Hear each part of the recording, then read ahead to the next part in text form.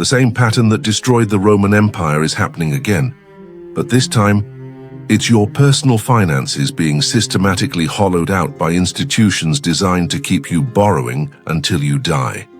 They say debt is a tool for building wealth, that mortgages and credit cards help you achieve the American dream while building your credit score for future opportunities.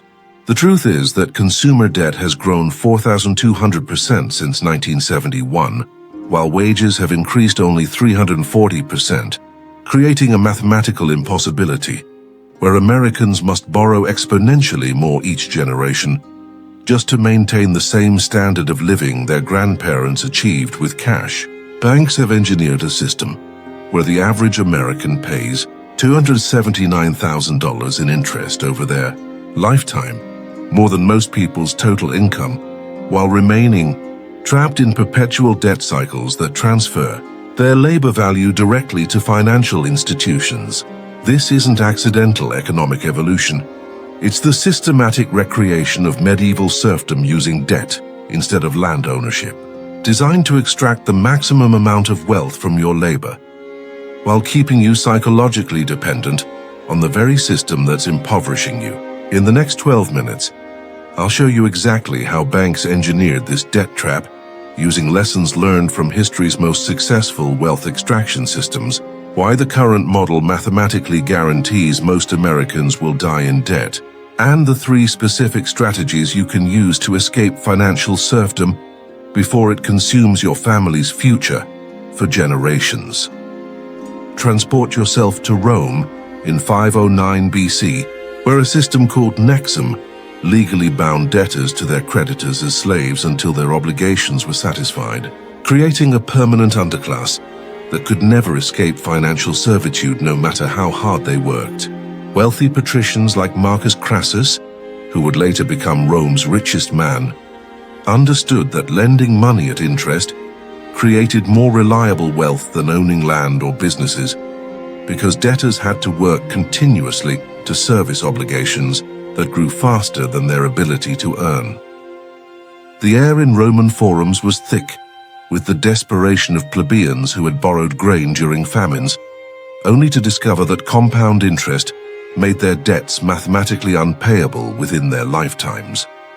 Lucius Valerius, a Roman farmer who borrowed 100 denarii to save his family during a crop failure, found himself owing 400 denarii within 3 years, despite working every day and paying what he could afford. The nexum system was so effective at wealth extraction that by 300 BC, over 60% of Roman citizens were in some form of debt bondage, working not for their own benefit, but to service obligations to wealthy creditors who lived in luxury while producing nothing.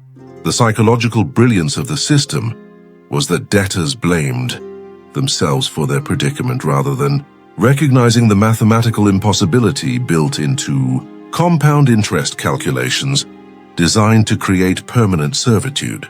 Roman creditors discovered that people would work harder and longer to service debt than they would to build their own wealth, because debt came with shame, fear, and legal consequences that voluntary labor did not carry. The system worked so well that it spread throughout the Mediterranean world, creating vast networks of debt-bound workers whose labor enriched creditor classes across multiple generations. When the Roman Republic finally banned nexum in 326 BC, it wasn't because of moral concerns. It was because debt bondage had become so widespread that it threatened military recruitment and political stability, proving that debt-based wealth extraction systems always eventually consume the societies that create. Turns out the Roman debt crisis exploded in 88 BC when compound interest obligations had grown so large that entire cities defaulted simultaneously, triggering the social war that nearly destroyed the Republic and killed over 300,000 citizens in civil conflicts fueled by debt-related desperation. Families like the Valerians discovered that 3 generations of debt service had actually increased their obligations from the original 100 denarii to over 2,000 denarii.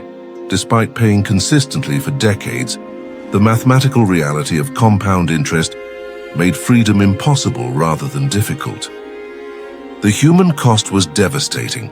Marcus Tullius, a craftsman from Pompeii, sold his wife and children into slavery to satisfy debts that had grown from financing his workshop, while retaining enough obligation to ensure he would spend his remaining years working for creditors rather than himself.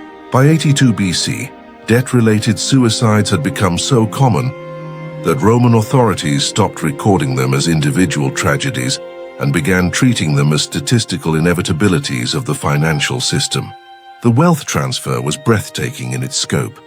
Crassus personally acquired over 7,000 properties from defaulted debtors during the crisis, paying pennies on the denarius, while families lost generational assets to obligations that had grown beyond any mathematical relationship to the original loans. But here's what makes the Roman crisis identical to today's situation. The debt wasn't created by debtors. Irresponsibility. It was created by a system designed to make repayment impossible through compound interest calculations that grew faster than any economy could expand. The final collapse came when debtor rebellions made it physically dangerous for creditors to collect, forcing the Roman government to cancel debts and redistribute land to prevent complete social breakdown. The lesson was clear. Debt-based wealth extraction systems always end in either debt cancellation or societal collapse, because mathematical compound growth eventually exceeds any population's ability to pay, regardless of how hard people work or how responsible they try to be. Today's American debt system operates on identical principles to Roman nexum, but with technological efficiency that makes ancient creditors look primitive by comparison. Since 1971, total household debt has grown from $480 billion to $17.9 trillion, a 3,531% increase that dwarfs any conceivable economic growth, proving that modern debt is designed for permanent servitude rather than temporary assistance. The average American family now pays $6,658 annually in credit card interest alone, while mortgage interest averages $12,000 yearly, creating lifetime interest obligations of $279,000 that exceed most people's total career earnings after taxes. Bank of America, JP Morgan Chase, and Wells Fargo have engineered modern nexum through credit scores, minimum payments, and adjustable rates that ensure debt grows faster than borrowers' ability to repay, regardless of their diligence or responsibility. Student loan debt has reached $1.7 trillion with interest rates and terms that guarantee most borrowers will die owing more than they borrowed, while medical debt forces 530,000 families into bankruptcy annually despite having insurance. The COVID-19 crisis revealed the system's true purpose. While 40 million Americans faced eviction and small businesses failed, banks earned record profits from increased borrowing and government-backed loan programs that socialized losses while privatizing gains.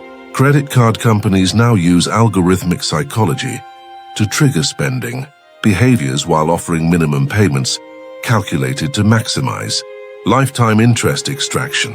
The digital evolution of Roman compound interest designed to create permanent debt bondage. The mathematics remain identical. Compound interest growth exceeds wage growth by design, making freedom mathematically impossible for the majority of Americans who have been converted from citizens into perpetual debt servants working primarily to enrich financial institutions, rather than building wealth for their families.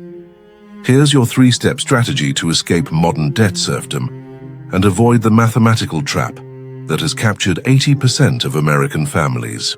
First, recognize that all consumer debt is designed for permanent servitude and eliminate it, systematically using the debt avalanche method.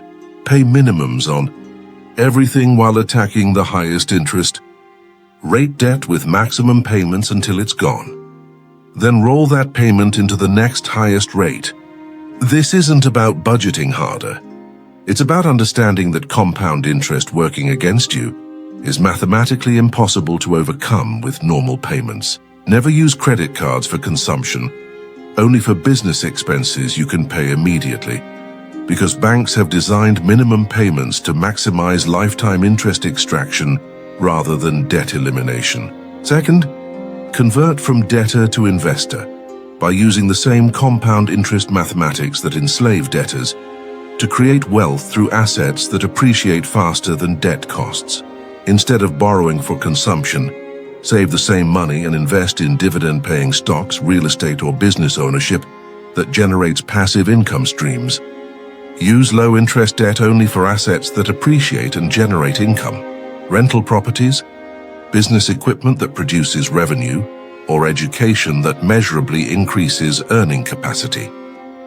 Third, understand that the banking system requires your financial ignorance to function, and educate yourself about money, investing, and wealth building, so you can benefit from the same mathematical principles that currently exploit you.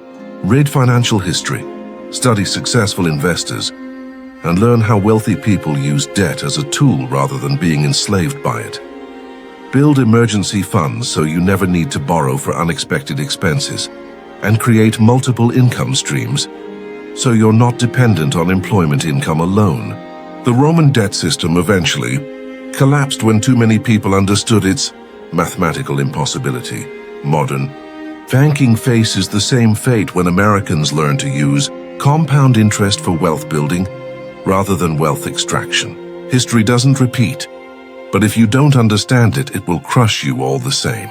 Subscribe now, because next week I'm revealing the specific investment strategies and debt elimination techniques that wealthy families use to stay on the creditor side of compound interest rather than becoming lifetime servants to financial institutions.